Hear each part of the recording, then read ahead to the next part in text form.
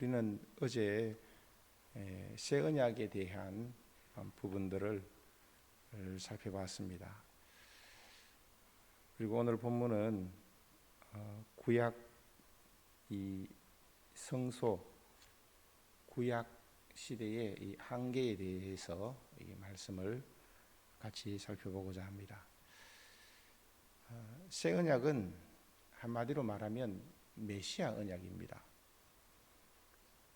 메시아 언약은 성부, 성자, 성령 하나님 간에 맺은 언약입니다. 그것을 아브라함부터 시작해서 믿음의 사람들은 계시로 한 부분을 깨닫고 발견하고 그 소망 속에 자기의 삶을 살아갔던 것입니다. 대표적으로 아브라함 같은 경우에도 보면 자식을 주겠다, 땅을 주겠다라고 했는데 막상 가보면 그것이 아니었습니다. 결국은 그 표면적으로 1차적으로 말하는 것을 넘어서서 메시아를 바라보도록, 메시아 언약을 바라보도록, 그래서 예수님이 이 땅에 오셨을 때에 구원을 성취하셔서 한꺼번에 모든 사람들이 다 구원에 이르도록, 천국에 들어가도록. 그래서 예수님이 부활하셨을 때에 구약시대 때에 그 믿음의 소망 속에 바라보던 모든 사람들이 다 일시에 부활하여서 일어나서 천국으로 들어가는 그런 사건들이 생겨난 것입니다. 하여튼 이 새 언약은 성부 성자 하나님 간에 맺은 언약이고, 그것을 아브라함부터 시작해서 부분들을 흐릿하게나마 가르침받고 배워가고 깨달아가고, 그래서 이것이 그것이었구나 하는 자리에 이르는 과정들을 나타내 보여주고 있습니다.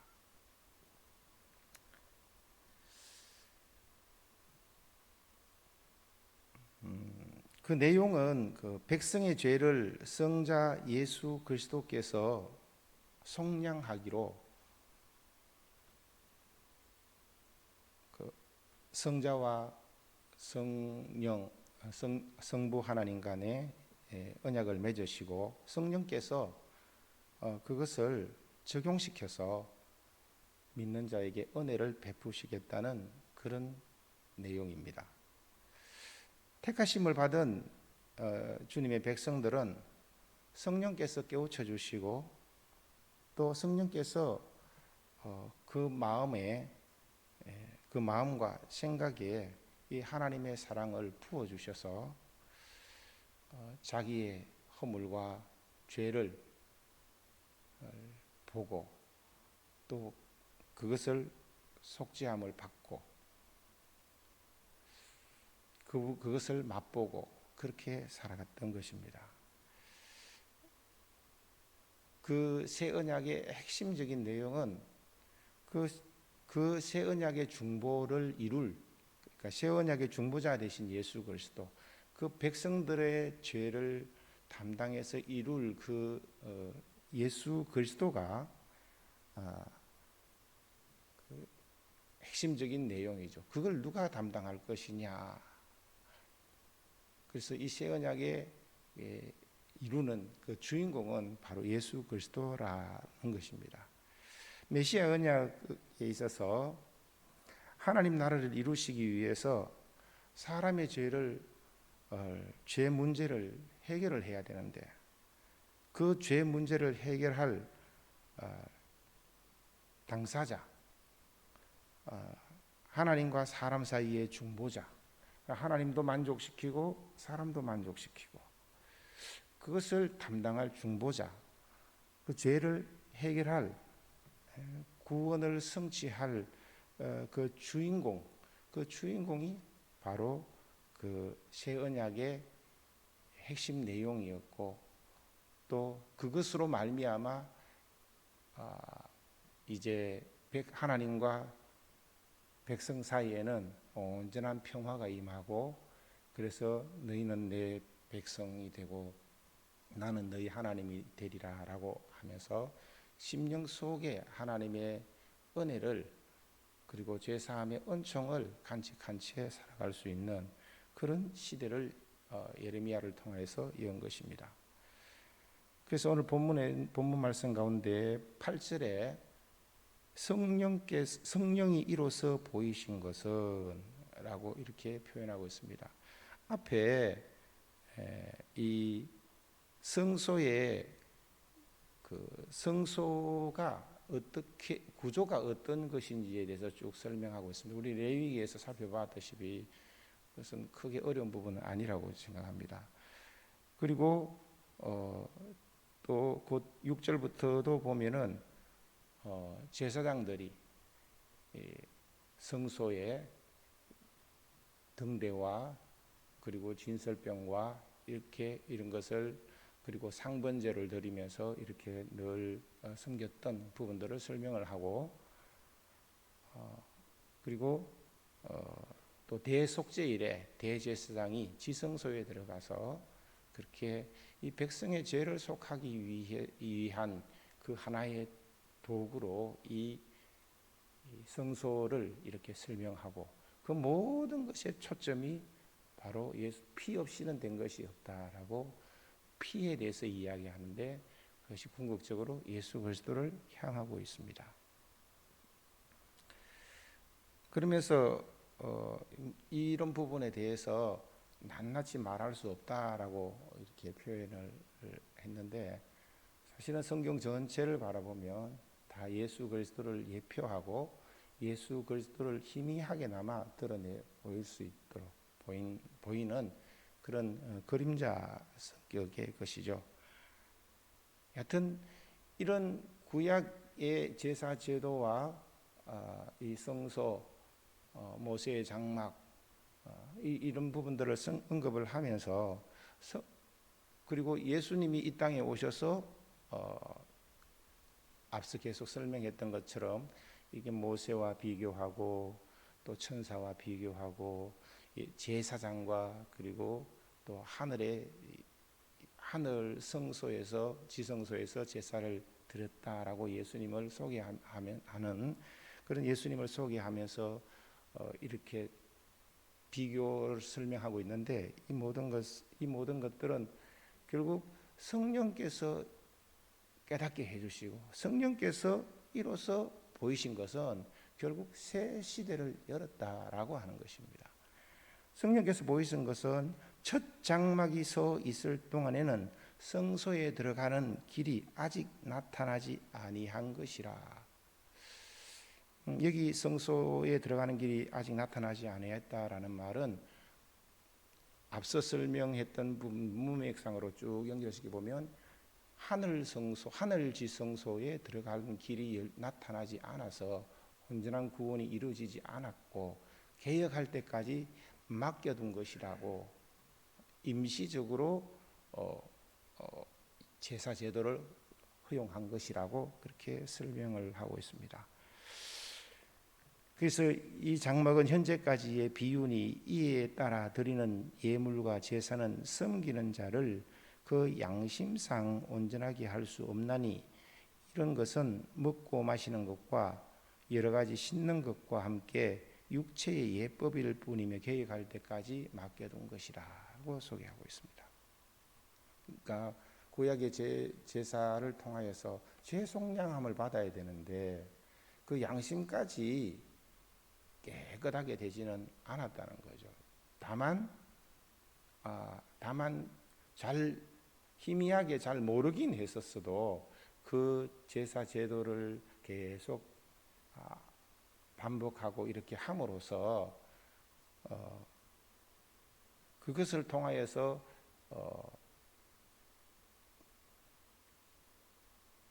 바라볼 수 있는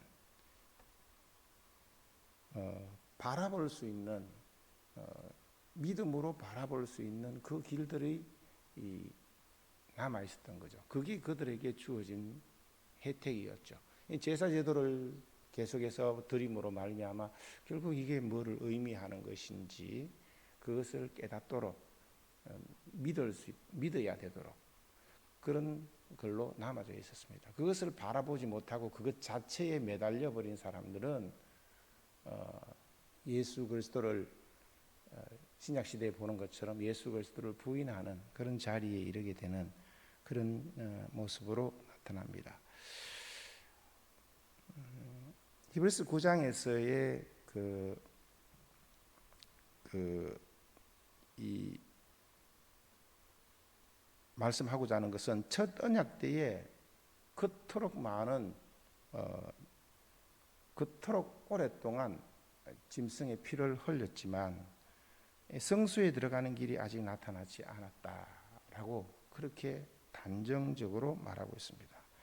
이 황소와 염소의 피가 없이는 능히 죄를 사하지 못한다라고 한 그 구절을 의미하죠. 그래서 이는 예법만 되어서, 그러니까 육체의 예법, 하나의 예의, 범절, 유교와 비슷한 그런 모습으로 그것만 되어서 마음으로 그 양심상 그 심령까지 깨끗게 되지는 않고 오직 개혁할 때까지 맡겨둔 것이라고 말씀하고 있습니다. 갈라디아서에 보면 이런 표현을 하죠. 약속하신 자신이 오기까지, 개혁할 때까지, 약속하신 이가 오실 때까지, 그리고 또 믿음이 오기 전에, 믿음이 오고 전에 온 것과 그 이후로 또 나누고 있고, 계시될 믿음의 때까지. 갈라디아서에서 이런 표현들을 많이 합니다. 그리고 10장에 우리 히브리서 10장에도 보면은 새로운 살 길이 열리기까지, 그때까지 이 개혁을 위해서 맡겨둔 그런 것이라고 말씀하고 있죠. 그럼 무엇을 개혁하고 또 어떤 점이 완전히 새로 갈아엎는 것인지, 왜 그렇게 하는 것인지에 대해서는 앞부분에서 계속 설명을 했죠. 이 백성이 죄를 속함을 받아야 되는데 이렇게 완전하게 그 양심까지 그렇게 할 수가 없고, 이 구약의 이 율법과 또 제사 행위와 이런 것들을 통하여서 계속해서 그런 것들을 통하여서 그림자라고 했죠. 그러니까 여러분 그림자를 보면은 그림자와 비유의 특성은 아는 사람은 압니다. 그러니까 신약의 예수 그리스도를 만나고 예수 그리스도를 믿는 사람이 그 빛으로 구약을 보면 구약이 희미하게나마 흐릿하게나마 보입니다. 그러면 그 속에서 그게 뭐를 의미하는 것인지, 그것을 주신 하나님의 마음이 무엇인지, 의도가 무엇인지 보입니다. 그러나 그거 없이 보면 윤곽조차도 알 수가 없죠. 그래서 아는 사람만 알 수 있는 것이 비유였던 것입니다. 그러면은 신약 시대를 살아가는 우리는 어떻게 해야 됩니까? 그래서 그 신약의 그 빛으로 구약을 봐야 되고, 구약은 그 속에서 결국 궁극적으로 계시하는 것, 그러니까 구원 얻지도 못할 구약의 그 많은 것들을 통하여서 계속해서 그 속에서 한다 한들 그것은 육체의 예법만 되고 또 더 나아가서 자기 의를 쌓는 것으로만 나아갑니다. 우리는 예수 그리스도를 통하여서 주시는 하나님의 의를 붙잡고 그것을 그림자로 희미하게 말씀하기 위해서 모든 구조와 장치를 다 이렇게 설명하고 있기 때문에 그것을 붙잡고 희미하게 구약 성도들이 삶 속에서 바라봤던 것들을 바라봐야 됩니다. 성경 해석학적인 문제가 되어버려서 더 어려워집니다만은, 하여튼 이렇게 예수 그리스도 빠진 것은 안고 없는 찐빵 같은 그런 모습이 되어버리는 거죠. 그래서 이 성경 전체가 예수 그리스도를 소개하고 있는데 예수님을 더 잘 알수록 더 많이 알수록 교리적으로 희미하게 한 부분 아는 것을 넘어서서 성경 전체가 그것을 이야기하고 있다는 것을 우리가 좀 마음을 열고서 이렇게 바라보면 그 풍성함이 그 은혜의 깊이가 더 커질 줄로 압니다. 그리스도께서 좋은 일의 대제사장으로 오사 염소와 송아지의 피로 아니하고 좋은 일의 대제사장으로 오셨다. 이게 앞을 바라보면서 앞날에 있을 미래에 있을 그러니까 구약시대 성도 입장에서는 신약시대에 펼쳐질 하나님이 주실 그 좋은 일의 대제사장으로 오셔서 염소와 송아지의 피로 아니하고 자기 피로 영원한 속죄를 이루셨다라고 이렇게 설명하고 있습니다. 그러니까 좋은 일에 있고 나타날 것들을 구약 성도들은 바라봐야만 했던 거죠. 주님께서 직접 하늘 성소에 들어가신 것은 구약 시대의 제사 제도를 따르지 않고 친히 그 로얄 프리스트 왕족이면서 제사장, 그것도 하늘 지성소 하나님의 아들로서, 그리고 멜기세덱의 반차를 쫓는 그런 분이 되셔서 이 땅의 이 성소에 들어가지 아니하시고 아니하신 것은 죄인된 우리가 주님의 몸으로 이루신 그 복음을 의지하도록 그렇게 의도하신 것입니다. 그래서 하나님 앞에 당당히 설 수 있는 자격을 얻도록, 그것은 우리가 거룩함을 얻어서 거룩하신 하나님의 품에 들어갈 수 있도록 예수님이 그것을 하신 것입니다. 사실 성령께서는 거룩하지 않은 데는 임할 수가 없습니다. 그리고 거룩하지 않은 자가 하나님을, 거룩하지 않은 장소, 거룩하지 않은 시간, 거룩하지 않은 구약 입장에서 아는 그 모든 것들은 하나님이 임하면 죽음과 사망을 경험하게 되는 겁니다. 그래서 우리에게 성령이 임하신 것은 거룩하신 예수께서 완벽하게 모든 것들을 다 이루셔서 우리에게 임할 수 있는 것이고, 우리는 허물 있고 부족함에도 불구하고 그 하나님이 주신 의를 붙잡고 하나님 앞에 당당히 나아갈 수 있는 것입니다. 구약 차원에서의 깨끗하고 정결하고 흠이 없고 완벽한 상태는 예수 그리스도로 하나님은 만족하셨고, 우리는 그분을 믿고 그분의 예수님의 의는 나의 의, 예수님을 받아들이면서 앞에 나아갈 수 있는 것이지, 우리 자신이 새롭게 그들처럼 그들 수준으로 아니면 그들보다 더 할 수는 없을 텐데 구약시대보다 정결하게 한다 한들 할 수가 없는 것입니다. 그렇게 해도 성령은 임할 수가 없는 거죠. 그래서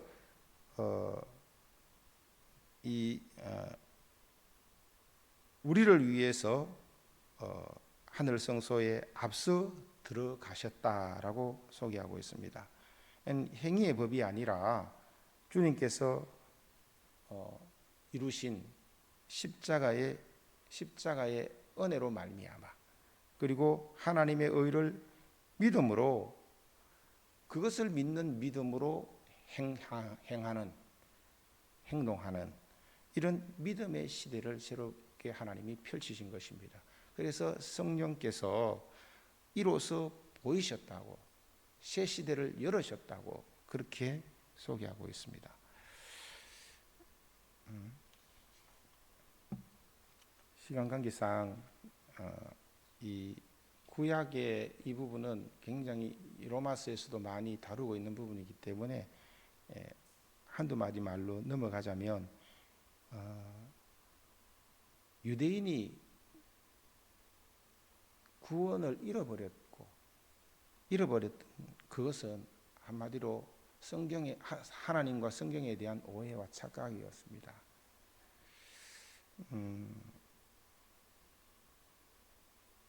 마태복음 22장 29절에 보면 너희가 성경도 그리고 하나님도 오해하였도다. 곡해했습니다. 끊임없이 곡해합니다. 오해합니다. 선지자의 말도 그리고 또 그 출애굽 이후에 금송아지를 만들어 놓고 이것이 여호와다라고 하는 그때서부터 계속해서 오해와 착각이 나타납니다. 그래서 앞에 있는 그 말씀 지켜 순종하는 것에만 매몰됐지 그것을 할 수 없는 자기 존재의 연약함도 알지 못했고 또 그것으로 한다 한들 하나님 앞에 설 수도 없었다는 것도 알지 못했고 그 죄의 심각성도 알지 못했고 죄값에 대값 치러야 되는 그 엄중함도 알지 못했습니다. 결국 하나님은 그것을 미리 아셨기 때문에 창세전에 먼저 예정하셔서 이 구속의 경륜을 하나님 간에 다 만드시고 은혜로 구원 얻을 것을 말씀하셨습니다. 신약 시대를 살아가는 우리는 너무너무 큰 은혜요, 너무너무 큰 특권이고 너무너무 큰 축복을 받고 누리고 있는 거죠. 구약 성도들은 하나님의 이런 모든 약속들을 믿고 다만 기다릴 뿐이었고 그로서 하나님이 그들에게 은총의 길을 열어놓으셨고 신약시대 때에 한꺼번에 일시에 그 모든 것들을 해결하게 된 거죠.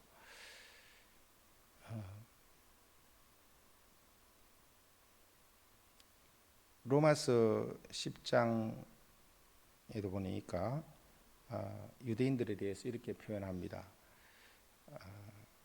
그들이 하나님께 열심히 있으나 올바른 지식을 따른 것이 아니니라. 하나님의 의를 모르고 자기 의를 세우려고 힘써 하나님의 의에 복종하지 아니하였느니라. 자기 의를 세우려고 했다고 말했습니다. 그러니까 이 하나님의 마음을 모르고 하나님의 마음이 결국은 우리가 원하는 죄에서부터 에덴에서 잃어버렸던 그 사단에게 빼앗겨 버렸던 수치와 정죄와 참소와 하늘의 그 모든 영광 거기에서 쫓겨나 버렸던 그런 것들을 회복시켜서 이제는 죄 있어도 당당하게 말할 수 있고 하나님 앞에 나올 수 있고 마치 자식이 부모 앞에 나아갈 수 있듯이 할 수 있는 그 시대를 연 것인데 그 마음을 놓쳐버리고 자기 한계에 자기 연약함에 갇혀버리고 그래서 하나님의 축복을 놓쳐버리고 사명을 감당하지 못했습니다.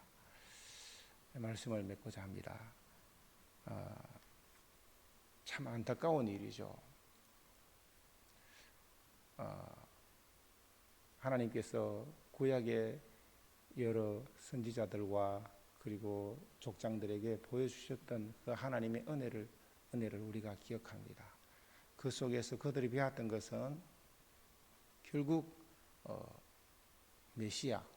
메시아를 통해서 이 새 언약의 이 축복을 우리에게 주려고 했던 그런 것임을 우리는 기억해야 할 것입니다. 베드로전서 1장 10절에 이 말씀을 갈무리하고자 합니다.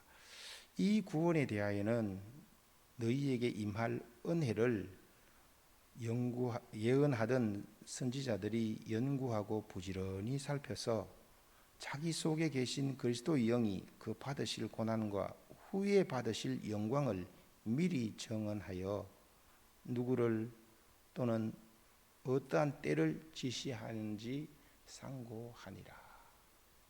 또 이런 마음의 자세로 하나님을 더 알아가고 하나님의 마음을 더 가까이 가고 우리에게 주신 십자가의 은총의 그 완전 무결하고 영단번의 영원한 축복으로 하나님이 그렇게 여기시는 것처럼 우리도 그렇게 여기며 붙잡고 그것 때문에 떳떳하고 당당하고 언제나 하나님 앞에 서를 수 있는 저와 여러분이 됐으면 좋겠습니다.